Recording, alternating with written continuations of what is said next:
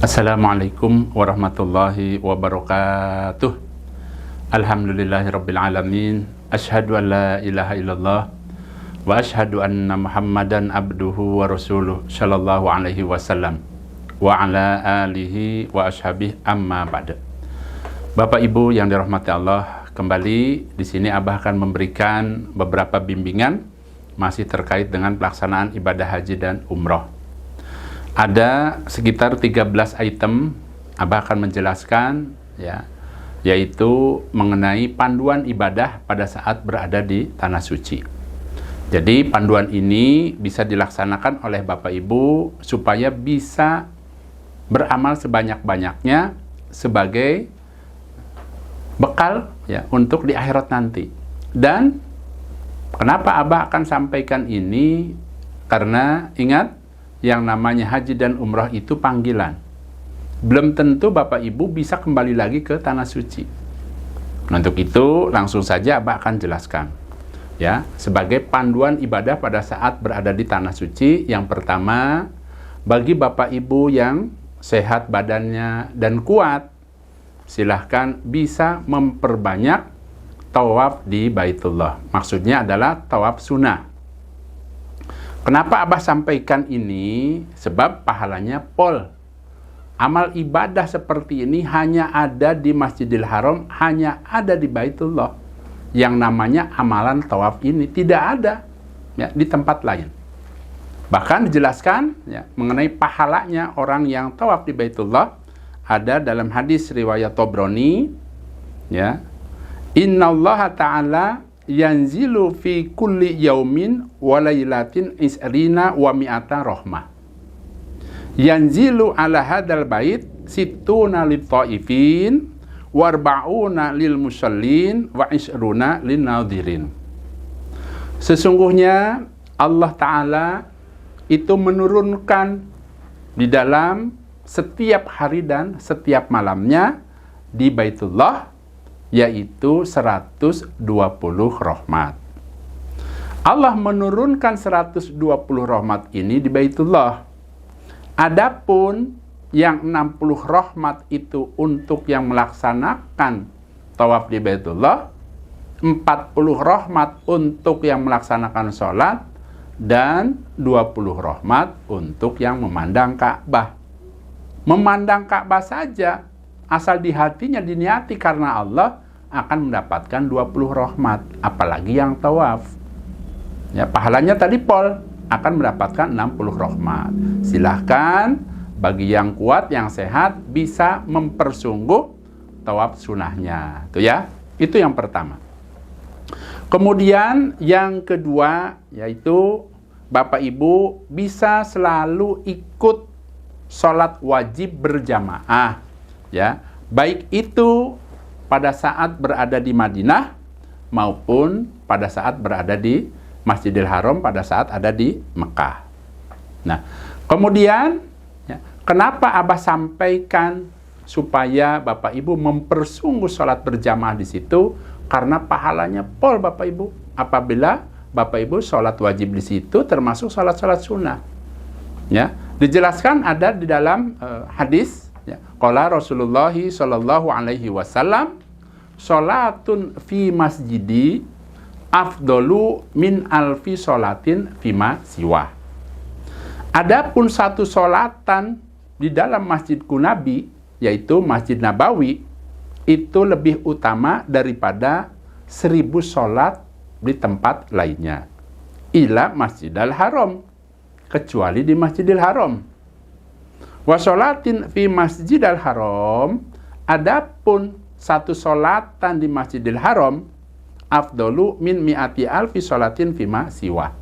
Itu lebih utama daripada sholat 100.000 di tempat lainnya. Berarti kesimpulannya, kalau Bapak Ibu memperbanyak sholat di Masjid Nabawi dan Masjidil Haram, kalau di Masjid Nabawi pahalanya akan dilipat gandakan sampai 1000 lipatan. Kalau di Masjidil Haram sampai 100.000 lipatan. Itu yang mudah dalam penjelasannya supaya Bapak Ibu lebih mudah. Berarti silahkan persungguh sholat berjamaah. Ingat, sholat berjamaah itu pahalanya ya lebih baik daripada sholat sendirian. Kalau Bapak Ibu sholatnya di Masjidil Haram berjamaah, dikalikan 100.000. Ya, pahalanya dikalikan 100.000, luar biasa, Pol. Itu yang kedua. Kemudian selanjutnya yang ketiga, silahkan Bapak Ibu mempersungguh sholat-sholat sunahnya. Bahkan jelaskan ya. Yang pertama diurut ya. 1, bisa melaksanakan sholat sunnah tahiyatul masjid. Yang kedua, sholat sunnah 2 rakaat setelah berwudu. Yang ketiga, bisa sholat ya, qobliyah dan ba'diyah. Pada saat Bapak Ibu ya, ikut berada di masjid, ya, itu bisa melaksanakan sholat sunnah sebelum atau sesudah sholat wajib. Ya, biasa disebut qobliyah dan ba'diyah. Kemudian yang keempat, itu tadi yang ketiga. Yang keempat, bisa melaksanakan sholat duha. Kemudian yang kelima, sholat hajat. Yang keenam, sholat tasbih. Ingat, sholat tasbih, Bapak Ibu, pahalanya Abah sudah buatkan videonya. Allah akan mengampuni 10 macam dosa. Baik itu dosa besar, dosa kecil, yang disengaja, yang tidak disengaja, yang lama, yang baru, ya. 10 dosa diampuni. Untuk sholat tasbih ini, panduannya, ini kembali Abah ingatkan, sehari sekali, kalau nggak sanggup, seminggu sekali, kalau tidak sanggup, ya, sebulan sekali. Tidak sanggup juga setahun sekali. Kalau tidak sanggup juga, seumur hidup sekali. Ya, dijelaskan dalam hadis seperti itu karena saking pentingnya, ya, pahalanya Pol. Dan selanjutnya yang ketujuh, Bapak Ibu silahkan mempersungguh sholat malam. Ya, ingat sholat malam itu harus ditutup dengan sholat witir. Jadi hukumnya wajib sholat witir ini Bapak Ibu ya. Jangan lupa silahkan laksanakan sholat malam. Caranya ya 2 rakaat salam, 2 rakaat salam terus sampai capek. Tapi jangan lupa harus ada witirnya sebagai penutupnya. Boleh ditutup di akhir, boleh juga umpamanya di pertengahan. Ya, sholat witir itu sholat sunnah yang ganjil, sholat malam yang ganjil. Ya, nah itu. Kemudian lanjut yang ke-8 yaitu sholat fajar. Ya, kemarin juga ada yang bertanya sholat fajar itu kapan Abah? Kemudian pahalanya apa? Jadi sholat fajar ini Bapak Ibu dilaksanakan pada saat adzan subuh selesai.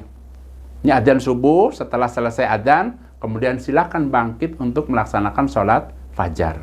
Pahalanya lebih baik daripada dunia seisinya. Luar biasa, hanya 2 rakaat. Kemudian bisa melaksanakan sholat isyraq.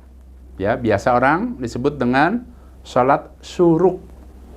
Caranya bagaimana? Caranya silakan sholat subuh berjamaah di masjid.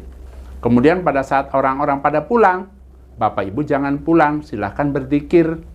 Ya. Kemudian setelah berzikir umpamanya, ya, kemudian bisa juga dengan membaca Al-Quran umpamanya, baca sholawat, silahkan. Nah, sambil menunggu matahari terbit. Kalau matahari sudah terbit, ya, sudah bersinar terang, silahkan sholat 2 rakaat. Itu pahalanya sebagaimana orang yang haji dan umroh yang sempurna. Itu ya, pahalanya luar biasa. Kemudian, jangan lupa Bapak Ibu, pada saat berada di Masjidil Haram nih umumnya, ya, itu sering ada yang namanya sholat jenazah. Silahkan bisa ikut, pahalanya akan mendapatkan 2 qiraat. Kalau Bapak Ibu, ya, pada saat berada di Tanah Suci, kemudian bisa mengantar dapat 1 qiraat. Ya, kemudian sholat akan mendapatkan 1 qiraat. Kalau sholat saja berarti akan mendapatkan 1 qiraat. 1 qiraat itu besarnya seperti apa, Abah? Ya, 1 qiraat itu dijelaskan oleh Nabi sebesar gunung Uhud yang ada di Madinah. Luar biasa, Pol. Nah, kalau Bapak Ibu sholatnya di Masjidil Haram, berarti dikalikan 100.000. Berarti akan mendapatkan pahala lipatan sampai 100.000 qiraat. Ya, luar biasa, Pol. Dan yang ke-11, yang terakhir, apabila Bapak Ibu pada saat berada di Tanah Suci, merenung, ingat dengan dosa-dosa yang pernah dilakukan. silahkan bisa melaksanakan sholat tobat. Jadi sholat tobat ini Bapak Ibu tuntunannya, apabila seseorang itu ingat telah berbuat dosa kepada Allah, maka silahkan laksanakan sholat tobat, hanya 2 rakaat. Ya, seperti itu. Sudah Abah jelaskan tata caranya di video sebelumnya. Nah, itu 11 item ya untuk amalan-amalan sholat pada saat berada di tanah suci. Nah, kemudian yang keempat, silahkan bisa memperbanyak datang ke Masjid Quba. Silahkan di situ bisa sholat 2 rakaat. Atau kalau datangnya sholatnya pagi-pagi, ya, bisa sholat tahiyatul masjid, kemudian bisa dilanjut dengan sholat duha. Ya. Bagi orang yang sengaja datang ke Masjid Quba, kemudian melaksanakan sholat di Masjid Quba, ada pahala yang pol Bapak Ibu. Ada dijelaskan dalam hadis An-Nasa'i, qala Rasulullah sallallahu alaihi wasallam, man kharaja hatta ya'tiya hadal masjid, Masjid Quba, fashola fihi kana lahu adlu umratin. Barang siapa yang keluar dari rumahnya, kalau Bapak Ibu berarti dari hotelnya, tempat menginapnya, kemudian dia bertujuan menuju ke masjid, yaitu Masjid Quba, kemudian dia mengerjakan sholat di Masjid Quba, maka pahalanya sebanding dengan orang yang melaksanakan ibadah umroh. Itu pahalanya pol Bapak Ibu. Ya, silahkan Bapak Ibu bisa datang setiap hari. Silahkan Bapak Ibu bisa mendatangi ya, Masjid Quba. Ya, karena biasanya kalau yang umroh dari biro travelnya itu biasanya hanya sekali. Tempo hari Abah sudah buatkan videonya bagaimana caranya agar bisa sholat di Masjid Quba, ya, naik apa dan lain sebagainya. Ada videonya sudah dibuatkan. Kemudian ya, yang kelima, ya, jadi yang Abah sebutkan ini merupakan target ibadah ya, target-target ibadah yang bisa dilaksanakan atau panduan. Yang kelima, usahakan bisa berdoa di multazam. Yang sehat, yang kuat, baik itu bapak-bapaknya, ibu-ibunya, supaya ya, berusaha berdoa di multazam. Ya, kenapa? Karena multazam ini Bapak Ibu tempat yang dikabulkan, makbul doanya Bapak Ibu. Letaknya di mana? Letaknya antara pintu Ka'bah dan Hajar Aswad. Ciri-cirinya Hajar Aswad itu kan ada penjaganya, petugasnya yang sedang berdiri. Nah, silakan berdoa di sebelahnya orang yang tugas itu. Jadi antara Hajar Aswad dan pintu Ka'bah itu merupakan tempat yang mustajab, ya. Namanya apa tadi? Multajam. Tuntunannya atau sunahnya berdoa di multajam ada dalam hadis dijelaskan, silahkan tempelkan dadanya, kemudian pipi kanannya, kemudian kedua lengannya. Ini dari sini sampai ke sini gini, ya. Itu. Jadi wajahnya menghadap ke arah Hajar Aswad. Itu afdolnya seperti itu, ya, sebagaimana Nabi dan para sahabat memberikan penjelasan dan mempraktekannya. Selanjutnya yang keenam, silahkan Bapak Ibu supaya bisa berusaha, ya, bisa masuk ke Hijr Ismail. Untuk apa? Untuk sholat dan berdoa di situ. Kalau Bapak Ibu bisa masuk ke Hijr Ismail, itu sama dengan Bapak Ibu, ya, kalau sholat dan berdoa berarti Bapak Ibu bisa sholat dan berdoa di dalam Ka'bah. Karena yang namanya Hijr Ismail Bapak Ibu itu merupakan bagian dari Ka'bah. Hanya saja pada saat itu orang-orang kafir Mekah yang membangun Ka'bah itu karena kehabisan biaya sehingga tidak diteruskan. Ya, yang ada lingkaran, bangunan lingkaran, ya, setengah lingkaran, itu namanya Hijr Ismail. Itu merupakan bagian dari Ka'bah. Lanjut, yang ketujuh, bagi yang sehat, kuat, dan tentunya yang berani, ya, silahkan berusaha untuk bisa mengusap Hajar Aswad atau mencium Hajar Aswad, dan juga bisa mengusap rukun Yaman. Kenapa Abah katakan yang sehat, yang kuat, dan berani? Kadang tempo hari ada, ya, jamaah yang diajak sama Abah, ya, untuk mencium Hajar Aswad. Ternyata dia mengatakan saya takut, saya nggak berani. Ya sudah, jangan dipaksakan. Ya, karena memang resikonya bisa tergencet. Berarti yang sehat, yang kuat, syukur-syukur yang masih muda, supaya bisa tadi ya berusaha mengusap atau mencium Hajar Aswad, ya, dan juga bisa mengusap rukun Yaman. Kalau rukun Yaman itu bukan dicium ya, tapi hanya diusap. Dijelaskan ada dalam hadis, barang siapa yang bisa mengusap Hajar Aswad dan rukun Yaman, maka Allah akan menghapus beberapa kesalahannya. Allah akan menghapus beberapa dosa-dosanya. Itu ada tuntunannya. Yang kedelapan, silakan perbanyak doa di belakang makom Ibrahim pada saat Bapak Ibu setelah selesai tawaf. Baik itu tawaf sunnah, kemudian umpamanya tawaf untuk umroh. Itu kan setelah tawaf itu ke belakang makom Ibrahim, kemudian melaksanakan sholat 2 rakaat setelah tawaf. Nah, setelah tawaf ini Bapak Ibu, bagi yang hafal, silahkan dibaca doa Nabi Adamnya. Ya, Abah sudah buatkan videonya. Ya. Dahsyatnya doa Nabi Adam, silahkan dicari di video-video Abah. Ya. Orang yang pada saat setelah selesai tawaf di Baitullah, kemudian sholat 2 rakaat di belakang makom Ibrahim, kemudian dilanjutkan dengan membaca doa Nabi Adam, ya, ada pahalanya yang pol. Yang pertama, Allah akan kabulkan doanya. Ya, kemudian yang kedua, ya, Allah akan ampuni dosa-dosanya. Yang ketiga, Allah akan hilangkan kesusahannya, baik susah besar maupun susah kecil. Ya, kemudian selanjutnya, apabila Bapak Ibu memiliki usaha, ya, maka Allah akan berada di situ membantu usahanya. Ya, kalau pedagang berarti bagaimana caranya dagangnya supaya laris, supaya laku, dibantu oleh Allah. Dan yang terakhir, untuk urusan dunianya Allah akan mudahkan, walaupun Bapak Ibu tidak minta, Allah akan mudahkan. Itu ya, luar biasa. Kalau setelah selesai sholat 2 rakaat di belakang makom Ibrahim, Bapak Ibu membaca apa tadi? Membaca doa Nabi Adam. Karena itulah keutamaan doa Nabi Adam yang tadi Abah sebutkan. Ya, silakan setelah selesai tawaf, sholat 2 rakaat, baca doa Nabi Adam. Yang kesembilan, silakan perbanyak sodakoh pada saat berada di tanah suci. Ya, yang namanya sodakoh Bapak Ibu, ya mudah.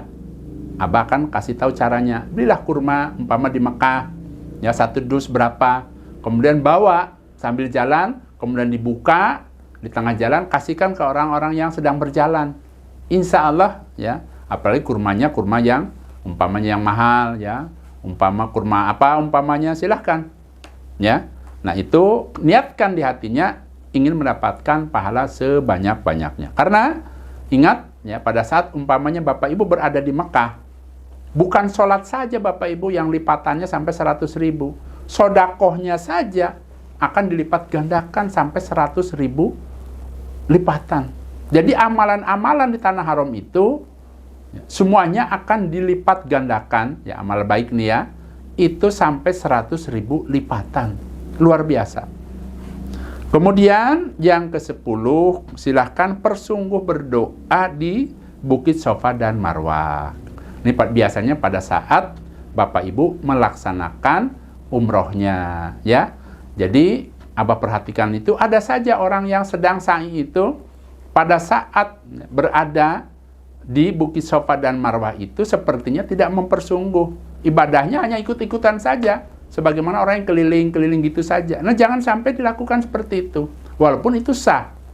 Tapi, ya, saran Abah, silahkan manfaatkan momen itu untuk memperbanyak doa-doa yang baik pada saat berada di mana? Di Bukit Safa dan Bukit Marwah. Tuh ya. Karena itu merupakan tempat yang makbul untuk berdoa. Selanjutnya, ya, silahkan Bapak Ibu bisa wakaf Al-Quran, ya, untuk dimasukkan ke Masjidil Haram atau Masjid Nabawi.